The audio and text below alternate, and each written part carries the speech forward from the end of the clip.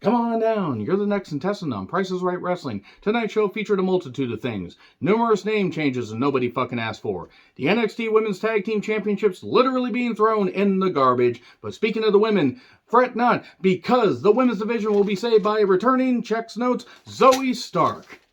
Yeah, the show can be pulled from USA Network anytime now. I'm John Renton with my review of WWE NXT 2.0. So we start off with recaps of Cora's sudden but inevitable betrayal, and then we go right to Cameron Grimes going to the moon against JD McDonough. You know, Jordan Devlin, a.k.a. the Irish Easter Island Ace. Why does he have smoke for his entrance? Why am I supposed to care about this match? Devlin can work, Grimes can work. They've reduced Grimes to basically nothing by this point, and I have not been given a reason to really care much about Devlin outside of his in-ring work, and even then, that can only take you so far. He has the personality of Driftwood.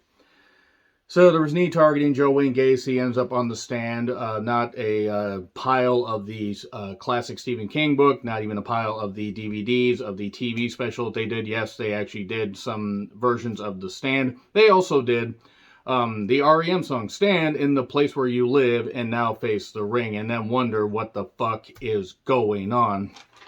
And snap Saito suplex 1, 2, 3. There you go.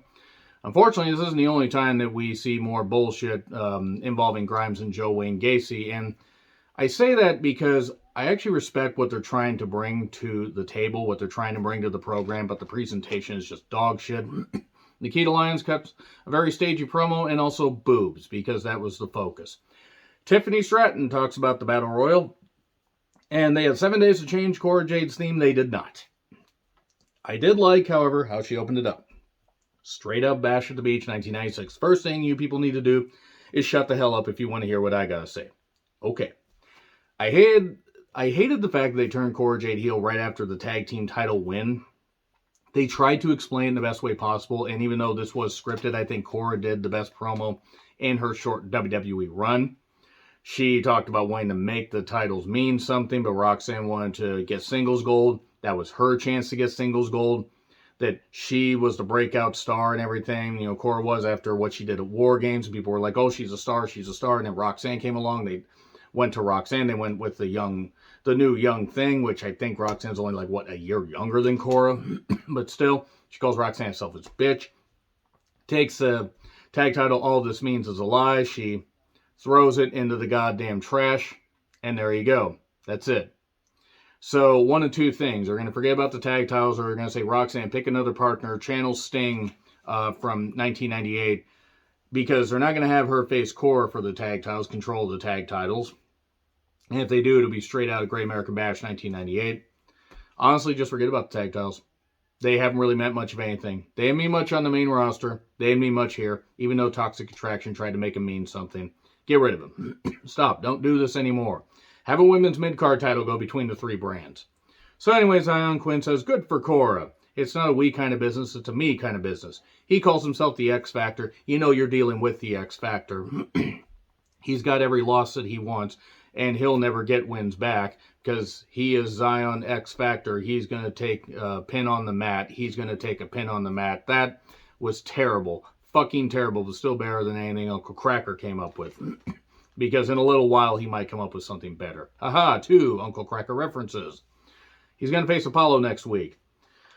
So, Roderick Strong makes his entrance, and then we go to break, and then we have Indy cut a promo about the Battle Royal. Strong versus Kemp. Remember when Roderick Strong actually meant something? Yeah, me neither. D'Angelo shows up on screen after some action. The Creeds are beat up by everybody in his group, including Wild and Cruz. I think that's what Mendoza's name is now. They're just changing names like crazy. And Strong stops Kemp from getting the victory, or from leaving the ring rather, to get the victory, and pins him with the knee. And then says, come on, what are you doing?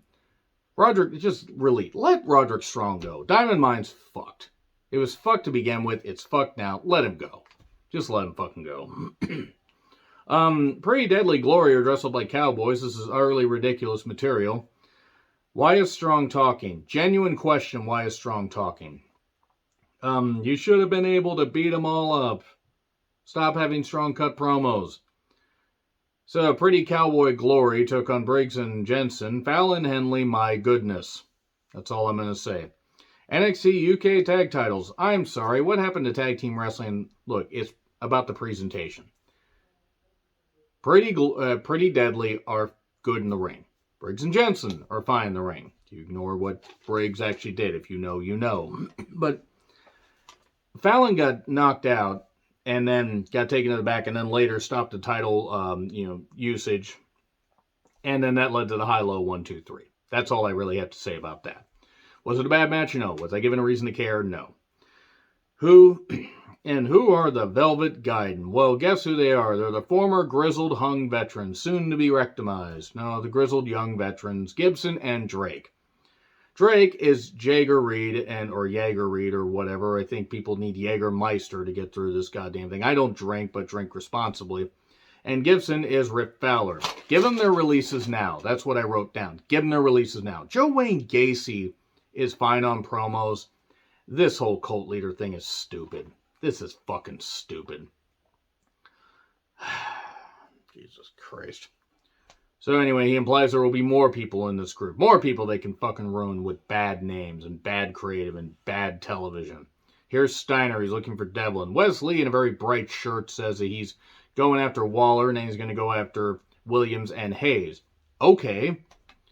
And then here's Steiner to address Devlin. First he puts over Grimes and then he says, well, Devlin, you're like a surgeon in the ring.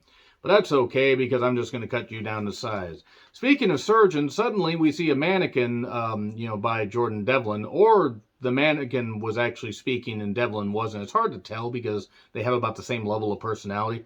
But there's drawings on there. They are literally making him like a surgeon. Like, I'm going to take you apart. I'm going to do this. I'm going to cut. There's all these tendons in the shoulder and everything. And Steiner says, oh, I'll just take my shoulder back and beat you with it. They are giving Steiner some of the worst fucking feuds. They are going to stunt his growth. So Solo Sikoa was at SmackDown, apparently, and then Heavy Metal Von Wagner decided to attack him. I ask once again, what ancient totem did I knock over to have to deal with Heavy Metal Von Wagner on my television? And then... Jesus, God damn it. Remember the comic book thing that they did for Zaya? Yeah, they're doing that for Axiom now. It's going to end up the same. Because Zaya means nothing now, even though Zaya is a talented athlete. The Creeds want to take down D'Angelo. Diamond Mine is a family, despite the fact they fight more than the Hatfields and McCoys. And then Axiom Verge got some weird...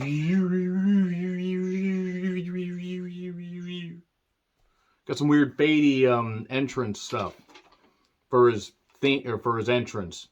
It's like if Glacier, Sin Cara, and I don't know, a bad video game had a baby. What happened to the show? What the fuck happened to this show? It looks shit on TV, and it's A-Kid, by the way, in case you're wondering. A-Kid Cara is now his name because apparently they just took Sin Cara gear and just did that. And he took on Dante Chen. Remember when they gave Dante Chen a couple interviews and they made him seem like a good family man? He wanted to honor his family. He wanted to honor his dad who passed away. He wanted to do some stuff and then they didn't do fuck of anything with him. I think he got injured for a little bit, but still they proceeded to do nothing with him because he wasn't off TV that long. I'm not saying Dante Chen would have been any more than maybe a mid-card act, but they wanted to put something into him and then they didn't. And then A-Kid Cara beat him with some kind of thrust kick. This show does not belong on cable television. Lash Legend cuts a promo. She's fired up.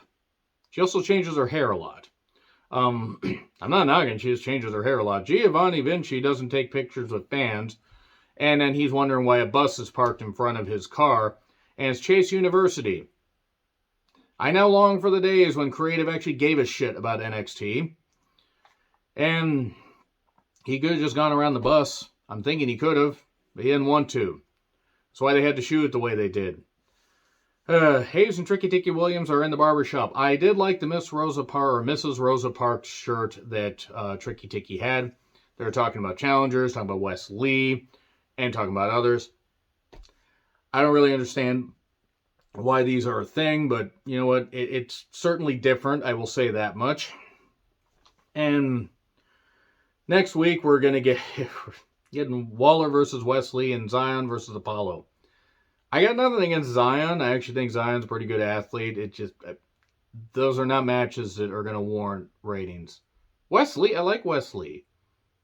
This show is just in the dirt. Toxic Attraction, they're backstage. JC Jane, I wrote down, my goodness. Ivy Niles shows up. Kiana James shows up. I've seen this movie before. And then St. Elbo's Fire shows up. And everybody get in here. Does every woman get in here? Grimes is done. He's done with this shit. And then Joe Wayne Gacy wants to possibly help him. Oh boy. Yeah, let's put Cameron Grimes in that group because we haven't finished his credibility off enough, have we? So we have Tony D'Angelo basically saying during the entrances for the women's battle royal, oh, they want a match? Sure, we'll have a match. The Diamond Mine, what's left of them. 20-woman battle royal. Santino's daughter was in there, Ariana something or other.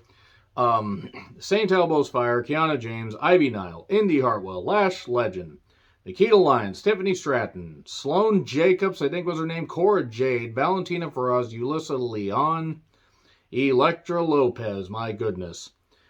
Tatum Paxley, Fallon Henley, Amari Miller, Wendy Choo Choo, God fucking damn it, that gimmick is so stupid. Kaden Katana, and a returning Zoe Stark. That was the QR code. The QR code stuff was for Zoe fucking Stark. That is way too much effort to put into a talent that, while good in the ring, is bland like Zoe Stark. Also, they displayed Toxic Attraction's box once again so they could watch. Cora immediately runs out and runs to the back because Ivy Nile chases her. Because she's going to be targeted by everybody. More on that later. This was a mess. This was a fucking... I'm glad the women got to close the goddamn show, but this was a mess. Wendy pulls a Kofi Kingston and lands on her body pillow and gets back in the ring. It was at this point I was longing for the complete annihilation of this brand. And Tatum eliminates herself to save Ivy Nile from beatdown by Kaden and Katana. And then Nikita got tossed out by Tiffany. And then it's down to Tiffany and Zoe. Zoe tosses her out. And then Cora tries to run literally from the crowd and then gets tossed out.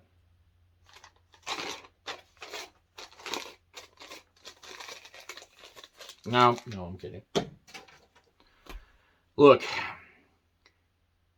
creative needs to put in effort to actually make a good show. Stop changing these names to fucking stupid. Rip Fowler, Jaeger Reed, Axiom, and a whole bunch of names that nobody would actually come up with, even in the most acid-induced stupor.